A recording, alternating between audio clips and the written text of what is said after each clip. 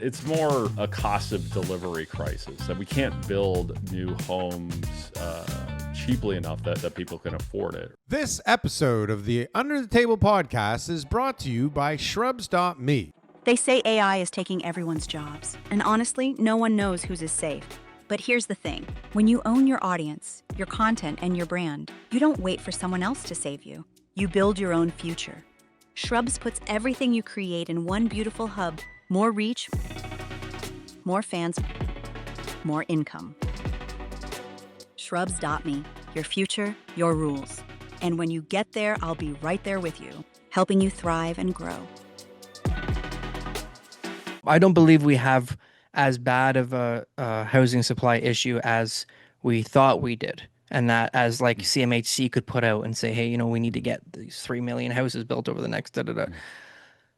Well, I get it. There's a metric out there that I'm sure if you plugged in the right numbers that they'd be able to show that that's the housing shortage. But I think there's going to be a much greater reliance on that shift of efficiency over the next 25 years than it will be on building new homes. Well, so where I'm going with this, based on no data at all. That's my disclaimer. Sure, that's what we're used to.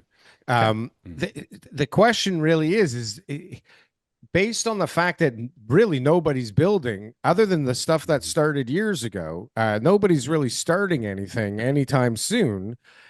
What do we see in 2-3 years from now being the case? So if we don't think we're in crisis mode, we have just a mismanagement of the supply at the moment. We have a lot of garbage nobody wants, but we don't have enough of what people actually want, and nobody's building anything. What are we going to see in a few years from now? What's it going to look like then?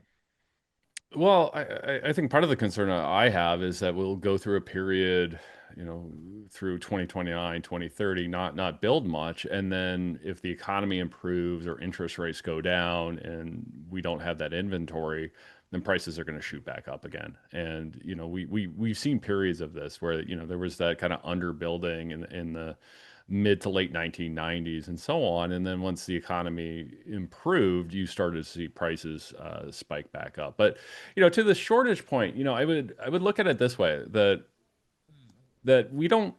it doesn't look like it's manifesting itself as a shortage, right? In the sense that, like people are, lining up to get toilet paper before a storm or things like that. That it's more a cost of delivery crisis that we can't build new homes cheaply enough that people can afford it, right? So, it's kind of to go back to the McDonald's discussion, right? If we said, okay, like every chicken nugget was $10, for a single chicken nugget, that wouldn't look like a shortage. You go, well, there's no demand there. Well, it's like, well, no, there's no demand at that price.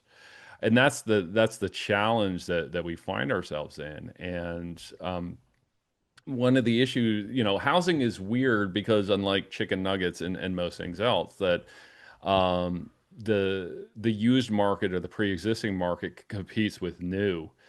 And the new homes have an inherent price floor, right? That you have to pay for the land, the construction, and the taxes and everything else.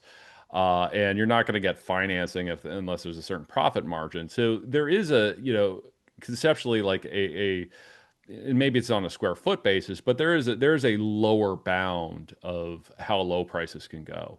There's not for the existing market, right? And I think what we're finding, particularly in condos in Toronto and some of these other markets, is that the resale market prices have gone down to a point where they are lower than the price of building new. So nobody's going to build new.